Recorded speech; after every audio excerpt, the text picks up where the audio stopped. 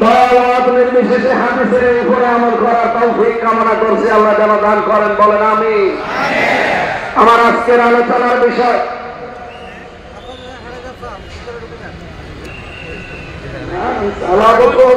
আমি এমনি বললাম, আমার কণ্ঠটা শুধু মানে সাপোর্ট দিচ্ছে না। তাই আসলে কালকে সোয়াডাঙ্গা জেলা তো গরিব জেলা, ওদের মাইকও এরকম বাদাম গাছা মাইক, ওরা আমার কণ্ঠটা নষ্ট করে দিয়েছে। ও জেলায় আর যাওয়া যাবে না, শ্বশুর বাড়ি আমার ওই জেলায়, আমার বাবারও শ্বশুর বাড়ি, আমারও শ্বশুর বাড়ি, এই জন্য বেশি বদনাম আমার করা যাচ্ছে না। কিন্তু আমার বাবার শালারা, আমার শালারা আমার কণ্ঠটা কালকে নষ্ট করে দিয়েছে। আমি এত আশা নিয়েছিলাম যে আজকে চট্টগ্রামে ঐতিহাসিক প্যারেড ময়দানে একটা নতুন বিষয়ের উপরে আলোচনা করবো আপনাদের সামনে, কিন্তু কণ্ঠ সাপোর্ট করছে না। যারা কথা বললে যে স্তরগুলো ভেঙে যাচ্ছে। কয়টা স্তর পার করে কথা হয়? 27টা। কিন্তু মাঝে মাঝে ঝামেলা হলে আপনারা কিছু মনে করেন না, আসলে সাপোর্ট দিচ্ছে না। 3টা বছরে জালেমরা এমন কোন টর্চার করে নাই, ফাঁসির ওই কন্ডেম ছেলে আবার 11 ঘন্টা টাঙিয়ে মাজায় দড়ি দিয়ে পিটিয়ে, খাবার দাবার তো দিতই না, ওই যেন মরে না যায় তাই, যোগাযোগ বিচ্ছিন্ন। আমার দিকে সিসি ক্যামেরা তাক করা, কেউ যেন আমার সাথে কথাও না বলে। আর দায়িত্বে দিতে আমার রক্ষী যারা, দেবদুল্লাহ, সুব্রত বাবা, কাঞ্চন কুমার, অসিত রায়, তো সব আল্লাহর ওলি। এর কাছে আলেমি কি আর জালেমি কি? ওটা হলো দু একটা কোরআন হাদিসের কথা বলবো, ও তো আল্লাহকে বিশ্বাস করে না।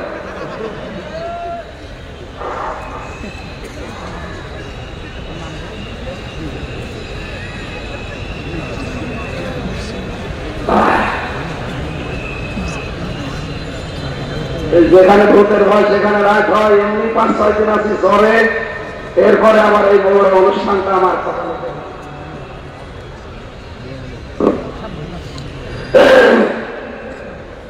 আমি এক কথায় জবাব দিলাম না, মাহফিল যা বলার হয়ে গেছে। কিন্তু আপনারা যদি এই 2টা কথা ঠিক রাখতে পারে, আল্লাহর কসম এদেশে ইসলাম সামনে আমাদের চোখে আমরা দেখতে পাচ্ছি।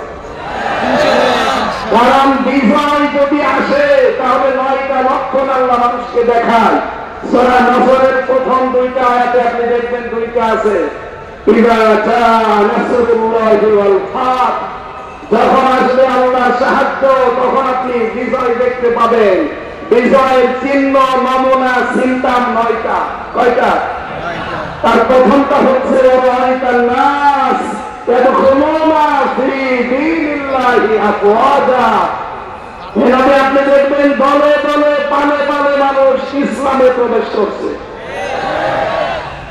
আপনি 2024 সালের আগস্টের 5 তারিখের আগ পর্যন্ত জরিপগুলো দেখবেন, বাংলাদেশ সহ ইন্টারন্যাশনাল যত জরিপ আছে এগুলোর খোঁজ খবর রাখা লাগবে আমাদের চোখ কান খোলা রেখে। এর আগের জরিপ আমি দেখেছিলাম, মাত্র 100 জনের 15 জন মানুষ চাইতো এদেশে ইসলাম কায়েম হোক।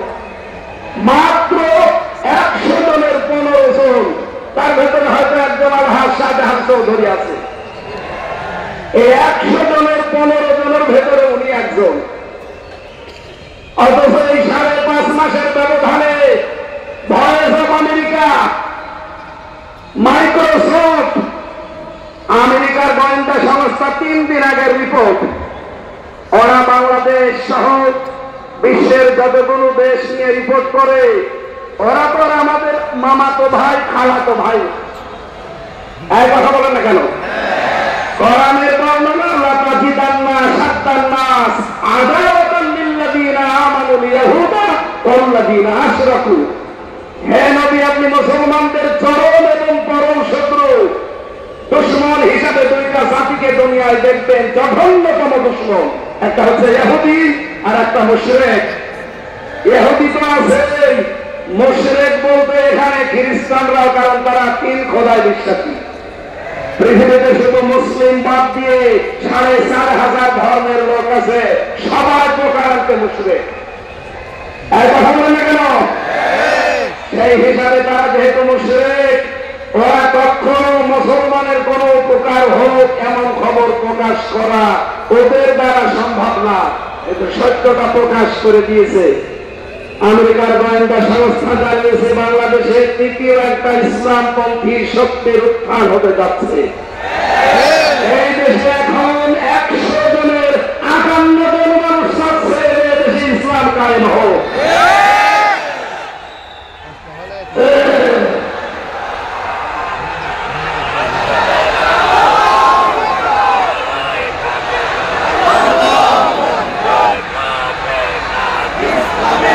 আলহামদুলিল্লাহ,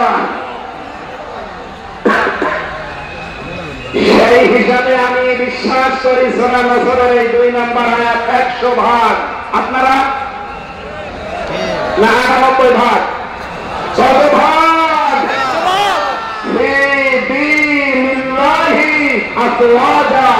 দলে দলে পালে পালে মানুষ ইসলামে প্রবেশ করবে। আগে আলহাজ শাহজাহান চৌধুরী যদি কুষ্টিয়ায় যেতেন খুব বেশি হলেও 200 থেকে 500 মানুষ হতো। এখন শাহজাহান চৌধুরী কুষ্টিয়ায় যাক, আমির জামাত ডাক্তার শফিকুর রহমান কুষ্টিয়ায় যাক, চরমনায়ের পীর সৈয়দ রেজাউল করিম সাহেব যাক, 200-500 না, 2 থেকে 5 লাখ মানুষ কমপক্ষে হবে, কোনো ব্যাপারই না। এটা কুয়াকার ভেতরে পড়ে না। মাত্র 5 মাসের ব্যবধানে যদি অবস্থা আল্লাহ তৈরি করে দেয়, আর 5 মাস যেতে দেন।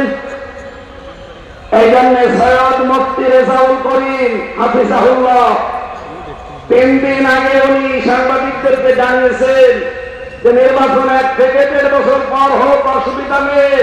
পেছন দিক থেকে দেখলাম একজন জামাতি তারা এসে উঠে ফেলেছে যে না, হবে না। হুজুর সব এক হয়ে গেছে। দেশের দাড়িওয়ালা টুপিওয়ালা নামের আগে যাদের মোহাম্মদ, নামের শেষে হোসাইন, এদেরকে আর থামানো যাচ্ছে না। সব এখন এক হয়ে গেছে। সুতরাং আমি বিশ্বাস করছি কিছুদিনের ভেতরে দেখবেন 100 জনের 100 জন মানুষ বাংলাদেশে বলতে আমরা কোরআনের রাজ কায়েম করতে চাই। আল্লাহ যেন এটা দেখে মরার তৌফিক দেন, বলেন আমিন। জেলখানার 3টা বছরে ফাঁসির কন্ডেম সেলের ভেতরে যেহেতু যোগাযোগ বিচ্ছিন্ন ছিলাম, আল্লাহর সাথে সম্পর্ক আমার খুব ভালো ছিল। 24টা ঘন্টায় কোনো কাজ নেই। বই পড়ার জন্য কারারক্ষীকে বললে যেহেতু দেবতুলাল এনে দিত বঙ্গবন্ধুর আত্মজীবনী, ও ছাপা প্রেম করবো কি বলতাম যে স্যার একটু বই নিতে, একদিন নিয়ে এসে দিল বঙ্গবন্ধুর ছেলেবেলা। আমরা বলেন এটা লাগবে না। তারপরের দিন বললাম, উনি নিয়ে এসে দিল বঙ্গবন্ধুর সিং সফর। স্যার আর বই নিয়ে আছে, নিয়ে আসেন। এরপরে নিয়ে এসে দিয়েছে বঙ্গবন্ধুর আত্মজীবনী। একদিন রাত করে বলে ফেললাম যে বই নিয়ে আসার আর জায়গা পান না, আমার ফাঁসি চাই, এই বইটা নিয়ে আসতে পারেন না। বইটা নেই, পড়তে কেন? ওইটা নিয়ে আসেন। আমি মেজর ডালিম বলছি, ওই বইটা নিয়ে আসেন। আপনি যেহেতু অন্য ধর্মের মানুষ, আপনি তো আনবেন না। অন্তত কোন মুসলমান কারারক্ষীকে বলেন সেজন্য একটা পাখি আমার এনে দেয়। আল্লাহর ইশারা এনে দিয়েছে জিলালের কোরআন আর কাফিরুল কোরআন।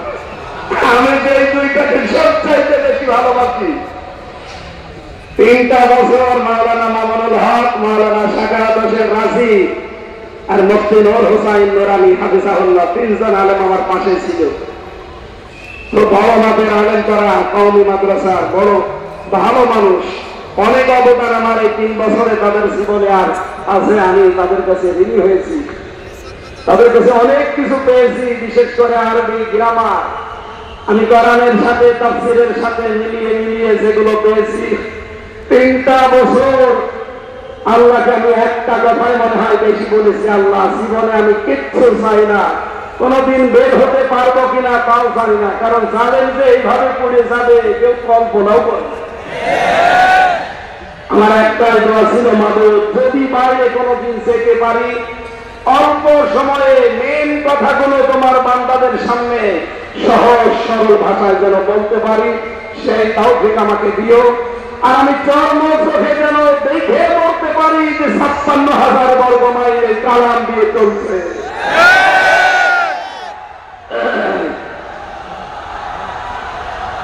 আলহামদুলিল্লাহ। যেহেতু আমি মুসলিম ছিলাম ওই সময় 3টা বছরই আমি প্রায় অসুস্থ ছিলাম। মাঝে মাঝে কারারক্ষীদেরকে কিছু হাদিয়া তোফা দিয়ে বলতাম যে ভাই কিচ্ছু চাই না, শুধু আমার সাইদি, উনি যেহেতু হাসপাতালে থাকে মাঝে মাঝে আমার একটু হাসপাতালে নিয়ে চলেন, অন্তত 10-15 মিনিট সময় পাই, আল্লাহর নবীর কাছ থেকে শেষ কিছু কথা শোনা যাবে। উনি আমার শেষের দিকে 10টা মিনিট উপদেশ দিয়েছিলেন, হামজা আমার হয়তো জীবনে বের হওয়া যাবে কিনা জানি না, তবে যদি বাইরে যেতে পারো, আমার 2টা কথা বেশ ভালো মনে আছে, চট্টগ্রাম আর খুলনা, এই 2টা জায়গার নাম তিনি বলেছিলেন যে এই 2 জায়গায় যদি যেতে পারো, বাংলার জনগণকে এই 2 জায়গায় জানাবে কোনদিন আমি কোরআনের কথা বলতে পিছপা হইনি, তোমারও নির্দেশ দিলাম কোনদিন পিছপা হবা না। সেটা আমার মাথায় হাত দিয়েছিল, আমার মনে হচ্ছে এখন ওনার হাত আমার মাথায় লেগে আছে। আমি ওরা এই কথাটা যেন মরণের আগ পর্যন্ত মেনে চলতে পারি, আল্লাহ তৌফিক দেন বলে আমি। কারণ সেই জবান কোরআন বলে, ওই জবানে কোনো ভয় থাকা উচিত না। কথা বলেন, রব্বুল আলামিন বলেন কিতাবুন উনজিলা ইলাইকা ফালা ইয়াকুন ফি সাদরিকা হারাজুম মিনহু লিতুনজিরা বিহি ওয়াযিকরা লিল মুমিনিন। বলেন আল্লাহু আকবার। সূরা আরাফের 2 নম্বর আয়াতে আল্লাহ বলেন এই যে একখানা কিতাব, হে নবী আপনাকে আমি দিলাম, কি করবেন এটা নিয়ে? মানুষকে যখন এটা দিয়ে সতর্ক করবেন, আপনার মনের ভেতরে যেন কোনো সংকীর্ণতা না আসে, কোন ভয় ভীতি দ্বিধা দ্বন্দ্ব সংশয় সন্দেহ, এরকম 33টা অর্থ আছে এই শব্দের। আপনার মনের ভেতরে যেগুলো জায়গা না পায়, আমার তো ওই মন নিয়ে কথা বলতে চাই, কিন্তু 15.5 বছরের মন নিয়ে কথা বলতে গিয়ে সালেমরা আমার আটক করে রেখেছিল। আমার মতো হাজার হাজার আলেমদেরকে তারা জেলখানায় আটক করেছিল। কথা বলেন ঠিক কিনা? আলেমদের কণ্ঠ রোধ করা গেছে। মুফতি জসিমউদ্দিন রহমানী 12 বছর পরে বের হয়ে আপনি তাকে থামাতে পেরেছেন। মাওলানা মামুনুল হক 3 বছর পরে বের হয়ে থামাতে পেরেছেন। আল্লামা সাইদি রহমতুল্লাহ আলাইহি 13 বছর পরে যদি বের হতেন তাকে থামাতে পারতেন না। এই জন্য আমরা চেষ্টা চালাবো হারাজুন শব্দের হক আদায় করে কথা বলার। হারাজুনের ব্যাখ্যা আমি পেয়েছি 2টা।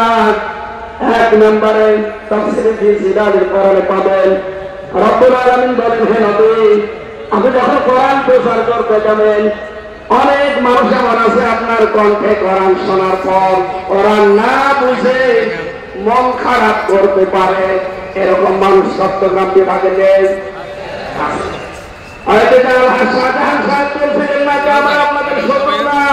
আপনারা বিভিন্ন দরবারের নাম নিয়ে বিভিন্ন কল্যাণের নাম নিয়ে কাজ করছেন ইসলামের পরে, কিন্তু আসলে মাটিতে আপনাদেরকে আমরা কোরআনের দিকে ডাকি, আর আমরা আন্দাজে ডাকি না। বল হাদিহি সাবিলি আদউ ইলাল্লাহ আলা বাসীরাতিন আনা ওয়া মান ইত্তাবানি। সূরা ইউসুফের 108 নম্বর আয়াতে আল্লাহ বলেন হে নবী আপনি বলেন এইটা আমার পথ, এটা আমার, আমি মানুষকে আল্লাহর দিকে ডাকি, আমি আন্দাজে ডাকি না, আমি বুঝে শুনে ডাকি, এইটা আমার পথ, তোমাকে যারা অনুসরণ করবে তাদের এই একই পথ। সেই হিসাবে আমরা আপনাদেরকে আহ্বান জানাচ্ছি আপনি আসেন কোরআনের কাছে, কোরআন পড়েন, কোরআন বোঝেন।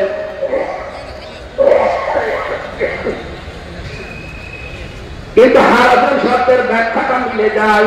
অনেক মানুষ দেখি না বুঝে না জানার কারণে আন্দাজে আমাদের উপরে মন খারাপ করে। আপনার সাথে আমার জমি জায়গা নিয়ে কোনো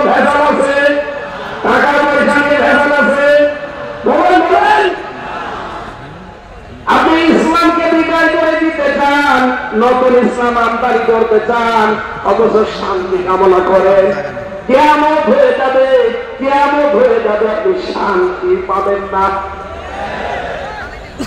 এক দোকানদার, একটা ছোট্ট উপন্যাস পড়েছিলাম। এক দোকানদার, তার কর্মচারীর নাম হচ্ছে ইসলাম। তার একটা মেয়ে ছিল, নাম তার শান্তি। যেহেতু এক জায়গায় থাকে, ছেলে আর মেয়ে দুইজন এক জায়গায় থাকলে আকর্ষণ সৃষ্টি হতে পারে না। আল্লাহ 6টা জিনিসের প্রতি মানুষের আকর্ষণ তৈরি করে দিয়েছেন। তার ভেতরে 1 নম্বরে মহিলা, নারী। যেহেতু পর্দার বিধান মানে না, এই জন্য তাদের ভেতরে দেখা সাক্ষাৎ, মন দেওয়া না। শেষ পর্যন্ত মালিক টের পাওয়ার পরে বলছে, দেখো আমার বাড়ির কর্মচারী আর আমার মেয়ের সাথে লাইন আচ্ছা করে পিটিয়েছে, পিটিয়ে চাকরি শেষ করে বাড়িতে পাঠিয়ে। ইসলাম চিন্তা করছে, মালিক তোমার এই শান্তির কারণে আজ আমি মার খেলাম, চাকরি হারলাম, দেখি ওই শান্তি কয়দিন বাড়ি পাঠিয়ে। চট্টগ্রাম রেল স্টেশনে গিয়ে মোবাইলে কল দিয়েছে, শান্তি তুমি কোথায়? বাড়িতে। তাড়াতাড়ি চলে আসো, চট্টগ্রাম রেল স্টেশনে পালানো লাগবে। শান্তি আর কথা মতো এসেছে, নিয়ে পালিয়েছে দুইজন আল্লাহ রাস্তায়। নাউজুবিল্লাহ, তাকে আল্লাহ রাস্তা, শয়তানের রাস্তা। বিয়ের আগে যারা পালিয়ে যায় কি আল্লাহ রাস্তায় যায় না শয়তানের? এখানে বিয়ের আগে প্রেম করা জায়েজ নেই, প্রেম হবে বিয়ের পরে। বিয়ের পরে যদি সত্যি আপনি প্রেম করতে পারেন, এই যে মোতাহার ভাই 16 বছর পরে ঠাকুরগাঁও বাড়ি আমার সাথে ছেলে ছিল বিডিয়া, 16 বছর পরে বের হয়েছে, মাত্র 14 দিনের স্ত্রী রেখে। বিয়ের পরে মাত্র 14 দিন সংসার করে ছেলে গিয়েছিল। 16 বছর জেল থাকার পরে কয়েকদিন আগে বের হয়েছে, এসে দেখে বউ এখনো যায়নি, হয়ে বসে আছে। ওনার প্রেম হয়েছিল বিয়ের আগে না বিয়ের পরে। এখন সাংবাদিকরা বলছে, আপনি যে বিয়ে করেছিলেন কিভাবে, যে বৃত্তান্ত আসার সময় আমি শুনছিলাম। এখানে বিয়ের আগে যারা প্রেম করে ওদের 100 জনের 98 জন সংসার থেকে না। কথা বলেন না কেন? বিয়ের পরে যাদের প্রেম হয় ওদের 100 জনের 98টা সংসারই টিকে যায়। এর দৃষ্টান্ত এই যে মোতাহারা বিডিয়া ভাই পালিয়েছে দুজন। সকালবেলা দেখেন এ বাড়ি নেই, শান্তি। দোকান খোলা বাদ দিয়ে রাস্তায় চিল্লাচ্ছে, আমার শান্তি গেল কোথায়, আমার শান্তি গেল কোথায়? এলাকার লোকজন বলছে, কি হয়েছে? বলে আমার শান্তিকে খুঁজে পাওয়া যাচ্ছে না। লোকজন বলে, আপনি চিল্লাচ্ছেন, দাঁড়ান, শান্তি খোঁজ করার আগে বলেন আপনার বাড়ির কর্মচারী ইসলাম কোথায়? গতকাল আমি পিটিয়ে বের করে দিয়েছি, বিদায় করে দিয়েছি। লোকজন বলে, আপনি কি পাগল না মাথা খারাপ? ইসলামকে পিটিয়ে ঝাঁকিয়ে বিদায় করে দেওয়ার পরে আপনি শান্তি তালাশ করেন? ইসলাম সেখানে, শান্তি সেখানে। আজ আপনি ইসলাম যেটা আসল ওইটা বাদ দিয়ে নতুন ইসলাম আমদানি করে বিভিন্ন দরবার কায়েমের মাধ্যমে চালিয়ে যাচ্ছেন। যখন তাফসীর করা হয় এইগুলো টেকে না, তখন আপনার মন খারাপ হবে। আপনি শান্তি দিতে পারবেন না, আরো অশান্তির দাবানো ওখানে চলবে। হারজনের দ্বিতীয় ব্যাখ্যা পেয়েছি, মেনবী আপনি যখন কোরআন থেকে তাফসীর করবেন, ব্যাখ্যা বিশ্লেষণ জানাবেন, তখন দেখবেন সমাজে অনেক নিয়ম নীতি চালু করা আছে ইসলামের নাম বলে। যেহেতু আগে ওইগুলো ইসলাম আসলে না, মানুষের বানানো। আপনি আসল ইসলামের কথা বললে এগুলো টিকবে না। যারা ওইগুলো নিয়ে এতদিন বহমান কাল ধরে বিভিন্ন নাম দিয়ে ব্যবসা করে খাচ্ছে, তারা আপনার উপরে রাগ করবে, আপনার হাতিয়া তওফা নজর নিয়ে তখন ওরা বন্ধ করে দেবে। আমাদের সারা দেশে এখন একই অবস্থা। কথা বলেন ঠিক কিনা? কথা বলার আগে এই 15.5 বছর তো কান পড়া দিত, এখন কান পড়া না দিলে এই কথা বলে যে কোরআন থেকে আপনি কথা বলবেন, শুধুমাত্র কবরের কথা বলবেন। আরে ভাই, আপনাকে কবরের কথা বলার জন্য আমার কানের কাছে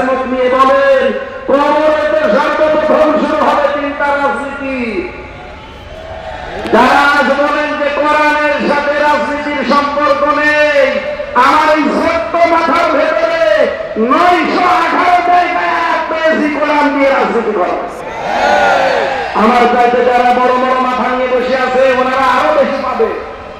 সুতরাং এই কথাগুলো যারা বলেন আমার মনে হয় তারা কোরআন মানে কি তাও জানে না। ওদের পেটে যদি আপনি বম মেরে বলেন যে কোরআন মানে কি বলেন তো বলতে পারবে না। আমার যতটুকু বিশ্বাস যারা কোরআনের কথা শুনলে শুধু রাজনীতির গন্ধ খোঁজেন, এখন নতুন নতুন করে কিছু মানুষ তৈরি হচ্ছে। আগামীকাল যিনি আসবেন তার পেছনে অনেকে অলরেডি লেগে গেছে। বিশেষ করে আমার চুয়াডাঙ্গার একজন, চাঁপাইনবাবগঞ্জের স্বামী স্ত্রী 2 জন, কিশোরগঞ্জের এক আল্লাহর ওলি, আগে ছাত্রলীগের সভাপতি ছিল। হাসিনা নমিনেশন দেয়নি, তাড়িয়ে দিয়েছে, বাধ্য হয়ে এখন খয়রাতি আর একটা দলে যোগ দিয়েছে। এই 4 জনের কথা সারা বাংলাদেশে আমি শুনতে পাচ্ছি। মিজানুর রহমান আজহারীর নাম ধরে ধরে বিষোদ্গার চালাচ্ছে। ডক্টর মিজানুর রহমান আজহারীর নামে জামাতের প্রোডাক্ট বলার কারণে আল্লাহ একজন জাহান্নামের তীর জাহান্নামে পাঠিয়ে দিয়েছে। প্রতিমন্ত্রীকে জাহান্নামের তীর এটা, কারণ তার আদর্শ মুহাম্মদ রাসূলুল্লাহ ছিল না, ওর আদর্শ ছিল কোন এক বাবা। কথা বলেন না কেন? সাফ কথা বলছি, বাংলাদেশে তার আদর্শ বিশ্ব নবী নয়। আপনি মরে গেলে বিনা হিসাবে বিনা বিচারে জাহান্নামে যাবেন, বিচারও লাগবে না, হিসাবও লাগবে না। আমি বানিয়ে বলছি, সূরা হুদ 12 নম্বর পারা 12 নম্বর পৃষ্ঠার 1ম নম্বর লাইনের 98 নম্বর আয়াত। ইয়াকুতুম কওমাহু ইয়াউমাল কিয়ামাতি ফাআওরাদাহুমুন নার ইলা আখির আয়াত। যদিও আয়াতটা ফেরাউন সম্পর্কে নাযিল হওয়া, যত তাফসীর করেছি সব মুফাসসির আয়াতের বক্তব্যে সামারাইজ করে দিয়েছে। সেই দলের নেতা জাহান্নামে যাবে, ওই দলের কর্মী সব তার সাথে জাহান্নামে। আপনি আমার বিবেককে জিজ্ঞাসা করে দেখেন, আপনার নেতা কি জান্নাত পাওয়ার মতো? আপনি এমন নেতার আদর্শ মানেন যার রাত 9টার পরে ঠিক মতো পুরা মাটিতে পড়ে না। তার কাছে ধাক্কা দিয়ে বলে, ভাই সাইডে আর কতক্ষণ দাঁড়াবে? এই জন্য রাজনীতির গন্ধ না খুঁজে মাওলানা আজহারীকে যারা জামাতের প্রোডাক্ট বলে চালানোর কারণে মারা তো গেছে, আমার মনে হয় ওখানেও জাহান্নামে চলে গেছে। কারণ তার আদর্শ যেহেতু বিশ্বনবী ছিল না, যার আদর্শ নবী মুহাম্মদ রাসূলুল্লাহ না, সে কোথায় যাবে? আরো জোরে বলুন। এখন যারা এগুলো বলছেন জনগণকে বিভ্রান্ত করার জন্য, উনি অ্যাক্টিভ ভাবে কোন রাজনৈতিক দলের সাথে নাম লিখাননি। কথা বলেন না কেন? আরো জোরে বলুন। আরে ভাই, এই গত 4 দিন আমরা যারা কথা বলছি, মাওলানা আব্দুল্লাহ আলামী, মাওলানা কামরুল ইসলাম সাঈদ আনসারী, সাইয়েদ কামালউদ্দিন জাফরি হাফিজাহুল্লাহ, আমি আমির হামজা সহ যদি কোনো ত্যাগ আমাদের পেছনে দিতেন, তাও হয়তো কেউ বিশ্বাস না করুক, শয়তান হালকা বিশ্বাস করুক। কিন্তু আপনি ওই লোকটার নামে এমন একটা ত্যাগ লাগিয়ে দিচ্ছেন, শয়তান বিশ্বাস করে না। আল্লামা সাঈদের বিরুদ্ধে যে মামলাগুলো দিয়েছিল তার ভেতরে একটা ছিল ধর্ষণের মামলা। সেই মহিলাকে ধর্ষণের মামলা দেওয়ার জন্য ওই মহিলাকে নিয়ে এসেছে এটা অ্যাডভোকেট তাজুল ইসলাম। উনি জিজ্ঞাসা করছে, মা আপনাকে আল্লামা সাঈদী ধর্ষণ করেছে? হ্যাঁ। আপনার জন্ম তারিখ কত, জন্ম সাল? 1975। 1975 সালে আপনার জন্ম, আর 1971 সালে উনি আপনাকে ধর্ষণ করেছে। ওটা কি রুহের জগতে? পোড়াটাতে বানোয়াট, এটা আমি নিজের জীবন দিয়ে টের পেয়েছি। কারণ 3টা বছরে ওরা আমার বানোয়াট মিথ্যা একটা মামলা সাজিয়ে ফাঁসির কন্টেন্ট ছেড়ে দিয়েছে। 3 বছর আমার জামিন দেয়, অথচ আগস্টের 5 তারিখের পর শুধু মামলাটা তুলতে দেবে। আদালত বলছে কি দেখে বিচার করবো, এর ভেতরে তো কোনো মাল ম্যাটারস নেই। আমি যে বিচার করবো কোনো কিছুই তো পাই না, শুধু জামিন না যান পুরা মামলা করে দিলাম। আমি বলতে গেলাম যে আদালত 3 বছর এই মামলা তো আপনার কাছে ছিল, তখন তো বলেন যে কোনো মাল নেই, আজকে হঠাৎ করে কি হয়ে গেল? এইটাই বলতো হুজুর আমার কিছু করার নেই, আমার হাত বাবা ছিল। কথা বলেন না কেন? আজকে আমার হাত খোলা আছে, আজ আমি ন্যায় বিচার করতে পারছি। আমরা বলতে চাই এই দেশে 1628টা চেয়ারে দায়িত্বে ছিল যারা, সবগুলো জালেম আর জালেমদের দোষর। একটাও যেন কোনো চেয়ারে আর থাকতে না পারে। প্রত্যেককে এখান থেকে নামিয়ে দেন এই জালেম এবং জালেমদের দোষর হওয়ার কারণে। এখানে বৈষম্যের শিকার ছিল এই 17 বছর যারা, তাদেরকে বসান। এই কথা বলুন কেন? এবং এই 1628টা চেয়ারে যারা বসবে তাদের প্রত্যেকের হাত আমরা দেখতে চাই আবু সাইদের মতো এভাবে খোলা থাকবে। দেখি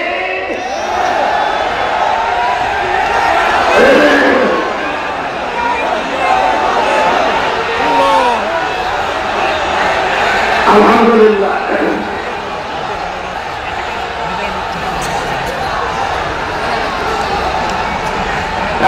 বসেন, আমি তো দাঁড়াতে বলি নাই, বসেন বসেন। আমাদের আজকের আলোচনার বিষয় আমি আরম্ভ করছি। যেহেতু হারাজুল শব্দের ব্যাখ্যা বলছিলাম যে নির্ভীক হয়ে কথা বলা লাগবে, কে বেজার হবে কে খুশি হবে ওটা আমার দেখার দরকার নেই। আমি দেখতে চাই আমার আল্লাহ কি বলেছেন, রাসূল কি করেছে। এই কথাটা বলেছিলেন 20 শতাব্দীর একজন মুজাদ্দিদ। এই যে বইটার ছবি দেখতে পাচ্ছেন, মাওলানা সাইয়েদ আবুল আলা মওদুদী রহমাতুল্লাহ আলাইহি, তার এই কথাটা বিশ্বের হাজার হাজার লক্ষ লক্ষ মানুষের কবিতায় লিখেছে। আমি ইসলাম মানতে গিয়ে কোনোদিন দেখিনি যে বাবা কি বলেছে, দাদা কি করেছে, বীর সাহেব কি বলেছে, না, আমি দেখতে পেয়েছি আল্লাহ কি বলেছে, রাসূল কি করেছে। আমরা তার এই কথাকে সামনে নিয়ে তাফসীরুল কোরআন মাহফিল লিখে দিয়েছেন। আমার তেলাওয়াতকৃত আয়াত সূরা বাকারার 278 নম্বর আয়াতটার উপরে ভিত্তি করে আমরা কথা বলবো। মুমিন জীবনের 7 দফা কর্মসূচি আমার আল্লাহ আমাদেরকে দিয়েছেন। মরণের আগে হলেও আমরা যেন এই 7 দফা কর্মসূচি দুনিয়ায় পালন করতে পারি, আল্লাহ তাওফীক দান করেন, আমিন। এই 7 দফা কর্মসূচি যদি আমরা পালন করতে চাই, এর এগেইনস্টে, এর বিপরীতে আমাদের প্রকাশ্য শত্রু কে? আরো ধরে বলেন, শয়তান ও 7টা কর্মসূচি খাড়া করে রাখবে। আজকের আলোচনার বিষয় মুমিনের 7 দফা কর্মসূচি বনাম শয়তানের 7 দফা কর্মসূচি। দেখি আমরা কোনটা নিতে পারি। আল্লাহ রাব্বুল আলামিন জানিয়েছেন, ইয়া আইয়ুহাল্লাযীনা আমানু আতিউল্লাহ ইয়া আইয়ুহাল্লাযীনা আমানু তাকুল্লাহ ওয়া দারু মা বাকিয়া মিনার রিবা ইন কুনতুম মুমিনিন। খুব গুরুত্বপূর্ণ বিষয়, এখান থেকে আজকে নিয়ে বাড়ি যাওয়া লাগবে। আমার প্রথম মুমিন জীবনের কর্মসূচি দফা 1 নম্বরে আমার আল্লাহ দিয়েছেন, মুমিন যেই সমাজে থাকবে ওই সমাজের সুখ থাকতে পারবে না। এজন্য আল্লাহ ইমানদারকে ডাক দিয়েছেন, ওহে যারা ইমানের দাবি করো, আমাকে ভয় করো, ওয়াদারু মা বাকিয়া মিনার রিবা, সুদের যত বকে আছে সব ছেড়ে দাও, ইন কুনতুম মুমিনিন, তুমি মুমিন দাবি করো। তাহলে মুমিন জীবনের 1 নম্বর কথা সুদ মুক্ত সমাজ তৈরি করা। আর এটা বাংলাদেশে তৈরি করবে ফেরেশতারা। আরো জোরে বলেন, আরো জোরে বলেন। এই বাংলাদেশে এখন ইসলামী ব্যাংক আছে, যদিও জালেমরা এই সালামের মাধ্যমে ৭৫,০০০ কোটি টাকা এখান থেকে মারি কাটি করে ব্যাংকটা দুর্বল করে দিয়েছে। আমরা চাই আল্লাহ পাকের ব্যাংকে আবার নাম করিয়ে দেবেন। এই ব্যাংকে মুশারাকা, মুদারাবা, মুরাবাহা, বায়ে সালাম, বায়ে ইস্তিসনা, বায়োমডেল বায়োহেডা সহ প্রায় 28টা নিয়ম নীতি আছে ইসলামী অর্থনীতিতে। এই বাংলাদেশের যত ব্যাংকিং সেক্টর আছে, ব্যাংকিং ব্যবস্থা আছে, সমাজে এই দেশে যদি সরকারি ভাবে যাকাত কায়েম হয়, সবগুলোতে ইসলামী অর্থনীতির ভিত্তিতে ব্যাংক চলবে। কথা বলেন ঠিক কিনা?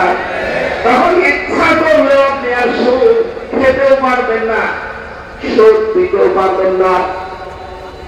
আজ চট্টগ্রামের বিভিন্ন এলাকায় আমরা শুনেছি টাকা ছেড়ে রাখে, টাকা আসে না নেই। বলুন বলুন, 1000 টাকা দিলে মাসে মাসে 200 টাকা করে বেশি দেয়, তার মানে 1200 টাকা দেয়। এটা মায়ের সাথে জেনা করার গুনাহ হচ্ছে। চট্টগ্রামবাসী আজকে থেকে কঠোর সিদ্ধান্ত নেওয়া লাগবে, আগামী বাংলাদেশ হবে সুদমুক্ত বাংলাদেশ। এটার জন্য যদি দল করা লাগে, এটার জন্য যদি মিছিল করা লাগে, এটার জন্য যদি মিটিং করা লাগে, এটার জন্য যদি ভোট দেওয়া লাগে, মুমিন জীবনের প্রথম দফা যেটা, এটাতে আমরা আসি না। আল্লাহ তাওফিক দান করেন। আমি 2 নম্বরে পেয়েছি দফা, মুসলিম না হয়ে আমরা কেউ মরবো না। সূরা আল-ইমরানের 102 নম্বর আয়াতে আল্লাহ বলে দিয়েছেন, ইয়া আইয়ুহাল্লাযীনা আমানু তাকুল্লাহা হাক্কা তুকাতিহি ওয়া লা তামুতুন্না ইল্লা ওয়া আনতুম মুসলিমুন। ওয়াইদা ঈমানের দাবি করো, আমি আল্লাহকে ভয় করো, যেভাবে ভয় করা উচিত। আর তোমরা মরবা না যতক্ষণ তোমরা মুসলমান না হতে পারো। আমাদের জাতির পিতা হযরত ইব্রাহিম আলাইহিস সালাম ইন্তেকালের আগে তারপরে তার 2 সন্তানদেরকে ডাক দিয়ে তিনি বলেছিলেন, ওয়াসাসা বিহা ইব্রাহিম বানিহি ওয়া ইয়াকুব ইয়া বানিয়া ইন্নাল্লাহ হাসতাফা লাকুমুদ-দীনা ফালা তামুতুন্না ইল্লা ওয়া আনতুম মুসলিমুন। হযরত ইব্রাহিম ও ইয়াকুব ইন্তেকালের আগে সন্তানদেরকে ডাক দিয়ে বললেন, কলিজার টুকরা সন্তানেরা, অবশ্যই আল্লাহ তোমাদের জন্য একটা দিনকে নির্ধারিত করেছেন, মনোনীত করেছেন। দিন মানে রাতের পরে যে দিন আসবে ওই দিন, ওটা ইসলাম। দিন মানে কি? আরো যারা বলেন, ওই দিন তোমরা দুনিয়াতে চলবা, ভালা তামুতুন্না মরবানা ইল্লা ওয়া আনতুম মুসলিমুন, যতদিন মুসলমান না হতে পারো। এদের মুমিন জীবনের দ্বিতীয় দফা হবে মুসলিম না হয়ে আমরা মরব না। আল্লামা সাইদি রাহমাতুল্লাহ আলাইহি সারা জীবন ধরে নিজে কোরআন পড়তেন, একটা শব্দ বাংলাদেশে পেতেন না। সারা জীবন ধরে কোরআন বুঝতেন, একটা শব্দ তার থাকতো না। সারা জীবন ধরে কোরআনে কারিম মেনে চলতেন, একটা শব্দ তার বাংলাদেশে থাকতো না।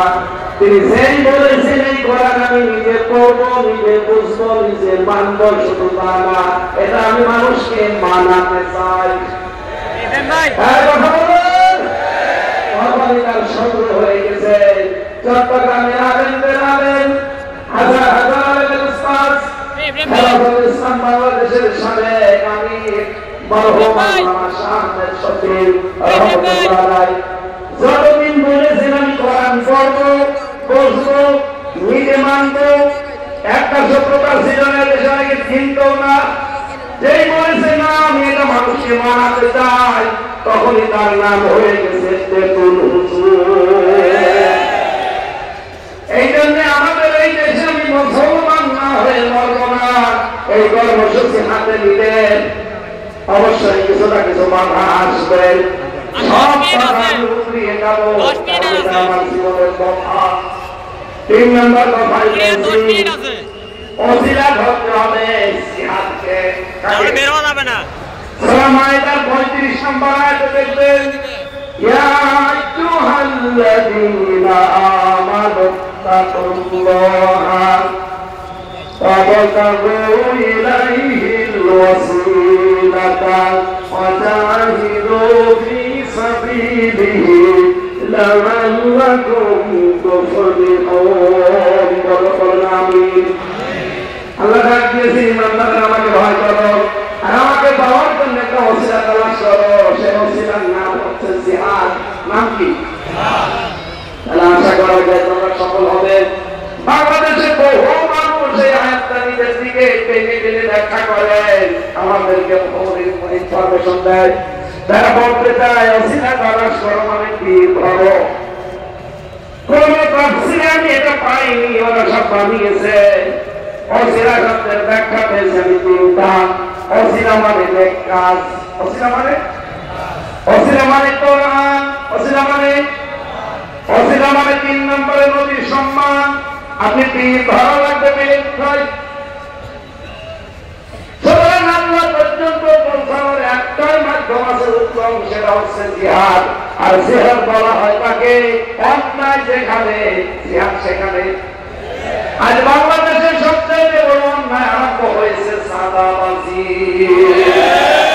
সুতরাং সাদাবাজি যেখানে ধর্ম নির্বিশেষে ঐক্যবদ্ধ হয়ে প্রতিহত করা লাগবে সেখানে সেটার নাম জিহাদ এইটার মাধ্যমে আল্লাহ পর্যন্ত যাওয়া যাবে এটা আমাদের জীবনের 3 নম্বর কথা বানানো লাগবে নবীর জীবনের 4 নম্বরে পেয়েছি সত্যবাদীদের সাথে থাকা লাগবে সূরা তাওবা 119 নম্বর আয়াতে আছে ইয়া আইয়ুহাল্লাযীনা আমানু তাকুল্লাহা ওয়া কুনু মাস-সাদিকিন ওহে যারা ঈমানের দাবি করো আমাকে ভয় করো আর দুনিয়ায় যারা সত্যবাদী তাদের সঙ্গে থাকো করে বলি সুবহানাল্লাহ সত্যবাদী পৃথিবীতে আল্লাহর সৃষ্টিতে তারা এই দুনিয়ায় যাদের সম্পর্ক কোরআনের সাথে আর কোরআন কায়েমের সাথে আপনি তাফসীরে দিয়েছিলেন কোরআন দেখবেন এর ব্যাখ্যা আছে 5 নম্বরের দফা পেয়েছি সদা সত্য কথা বলা লাগবে সূরা হাসানের 70 নম্বর আয়াতটা দেখবেন ইয়া আইয়ুহাল্লাযীনা আমানু তাকুল্লাহা ওয়া কুলু কাওলান সাদীদা ওহে ঈমানদাররা আল্লাহকে ভয় করো আর কথা বলবে সোজা সরল সত্য কথা বলো এই নির্দেশ কার এই বাংলাদেশে যখনই আপনি এই দফাটা কায়েম করতে যাবেন আমি সত্য বলি মিথ্যা বলব না তখন হাজারো মিথ্যা বিচার বন্ধ হয়ে যাবে আমি দেখেছি আমার বিরুদ্ধে 4 জন সাক্ষী এনেছিল প্রশাসন এই জালেম সরকার কুষ্টিয়ার 4 জনকে বানিয়ে সাক্ষী নিয়ে গেছিল আমার বিরুদ্ধে তারা সাক্ষী দেওয়ার আগে পিপি তাদেরকে কোরআন শরীফ হাতে তুলে দিল এটা তুলে দিয়ে বলছে যাহা বলিব সত্য বলিব সত্য বলি মিথ্যা বলিব না অথচ এটা যে হাত থেকে সরে গেল দেখলাম পুরা যা বলল সব এটা আমার জীবনের কথা বানানো লাগবে এটা আমি যা যা বলবো এখন থেকে সদা সত্য কথা বলবো কথা বলে না কেন 6 নম্বরে আমি দফা পেয়েছি মুমিন জীবনের এইটাই আমার মাথায় আসল কথা এখন থেকে বিশ্ব নবী মুহাম্মদ রাসূলুল্লাহকে একমাত্র আদর্শ মানা লাগবে সূরা হাদীদের 28 নম্বর আয়াতটা তাফসীর করেন ইয়া আইয়ুহাল্লাযীনা আমানু তাকুল্লাহা ওয়া আমিনু বিরাসূলিহি ইউতিকুম কিফলাইনি মির রাহমাতিহি ওয়া ইয়াজআল লাকুম নূরা تمشون به ويغفر لكم والله غفور رحيم ওরা ঈমানের দাবি করে আমাকে ভয় করো আমিনু বিরাসূলিহি আর আমার রাসূলের উপর ঈমান আনো আর আতিউল্লাহ আতিউর রাসূল এখানে তাফসীরে হাক্কানির ভেতরে মুফাসসির লিখেছেন রাসূলের উপর ঈমান আনা মানে তার আদর্শ মেনে চলা আমি জানি আগেই বলেছি আপনাকে জীবনের দফা বানাবেন এইটা যাদের জীবনের ওষুধ ছাড়া অন্য কেউ আদর্শ আপনি আজকে লিখে নিয়ে যেতে পারেন মরণের পরে খবরে দিবে বিশ্ব নবীকে যখন দেখিয়ে বলবে মান হাযা রাজুল আপনি বলবেন লা আদরি আমি চিনি না কিন্তু আমি বলতে পারবো হাদা নবিয়্যুনা মুহাম্মাদুর রাসূলুল্লাহ সাল্লাল্লাহু আলাইহি ওয়াসাল্লাম, কারণ আমি এই জীবনে বিশ্বনবী বাদ দিয়ে কাউকে আদর্শ মানি না। আমাদের সবার জীবনে 6 নাম্বার দফা এখন থেকে থাকা দরকার আছে না? কারা নবী ছাড়া অন্য কাউকে আদর্শ মানেন না তারা হাত তোলে, লিল্লাহি তাকবীর। আলহামদুলিল্লাহ। বীর চট্টবাসী 7 নম্বর দফাটা আমাদের শেষ দফা। এটা মুমিন জীবনের 7 নম্বর দফা হচ্ছে এখন থেকে আখিরাতের পুঁজি তৈরি করে পাঠাবো। সূরা হাশরের 18 নম্বর আয়াতে আল্লাহ বলে দিয়েছেন, ইয়া আইয়ুহাল্লাযীনা আমানু তাকুল্লাহা ওয়াল তানজুর নাফসুম মা কদ্দামাত লিগাদ ওয়াত্তাকুল্লাহ ইন্নাল্লাহা খাবীরুম বিমা তা'মালুন। আরে যারা ঈমানের ভয় করো, আমাকে ভয় করো, প্রতিটি ঈমানদারের উচিত আগামীকাল তার কি পুঁজি তৈরি হচ্ছে এটা চিন্তা ভাবনা করে দেখা। আমি বলছি আবার আমাকে ভয় করো, তোমরা যা করো প্রতিটি জিনিসের খবর জানেন কে? এই যে আমাদের জীবনের শেষ দফা, ফাইনাল দফা, সর্বশেষ দফা।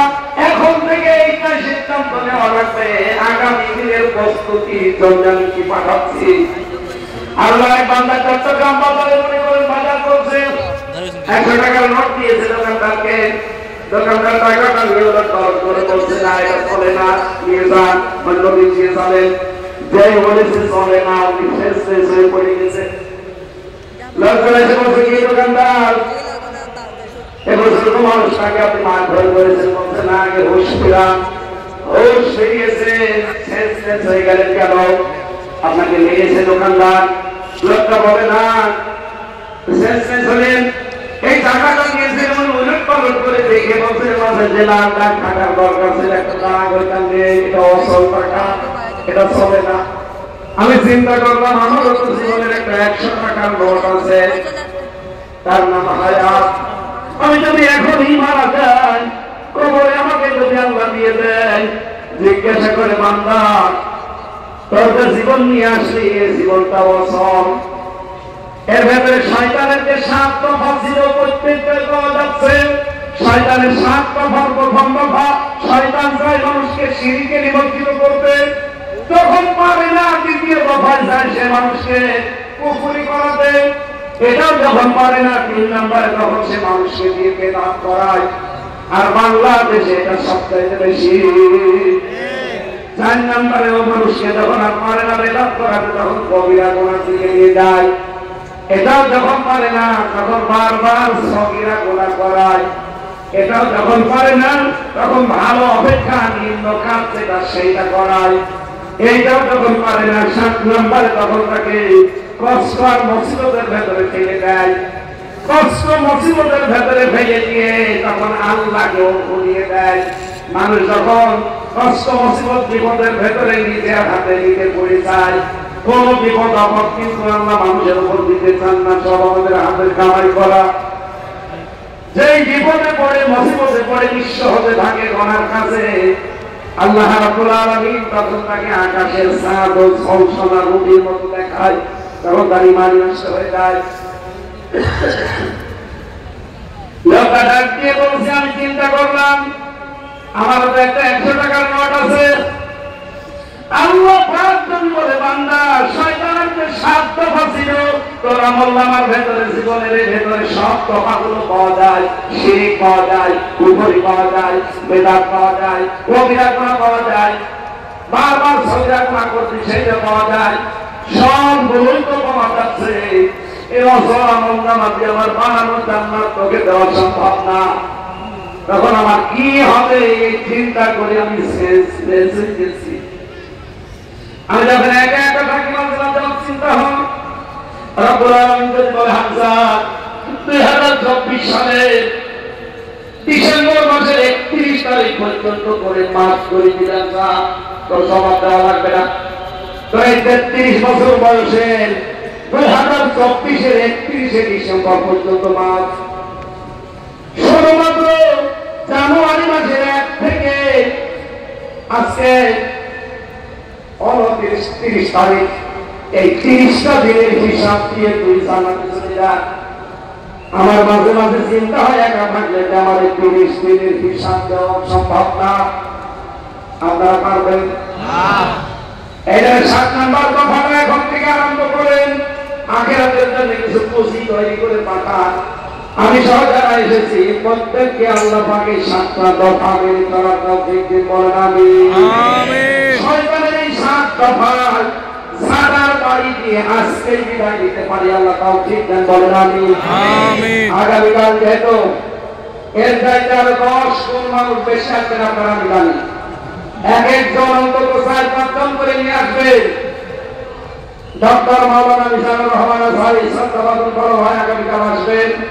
আমি আমার যতটুকু কণ্ঠ এবং স্বাস্থ্য দুইটাই আজকে শেষ, একটাও সাপোর্ট দিচ্ছে না, জোর করে আসলে হয় না। যতটুকু বলেছি গলার উপরে আছে, গলের উপরে জোর দিয়ে আল্লাহ আমাদেরকে নিয়ে চলার তৌফিক দিন। আগামীতে বড় জায়গায় সুরত ময়দানে আগামীতে এক জায়গায় আসবো ইনশাআল্লাহ। এরপরে আরো 5 তারিখে আসার কথা আছে, যেখানে এখানে আসবো, কোরআন থেকে হাদিস থেকে কথা বলবো ইনশাআল্লাহ। আজকের মতো শেষ করছি। আমিন। বারাকাল্লাহু লানা ওয়া লাকুম ফিল কোরআনিল আযীম। আসসালামু আলাইকুম।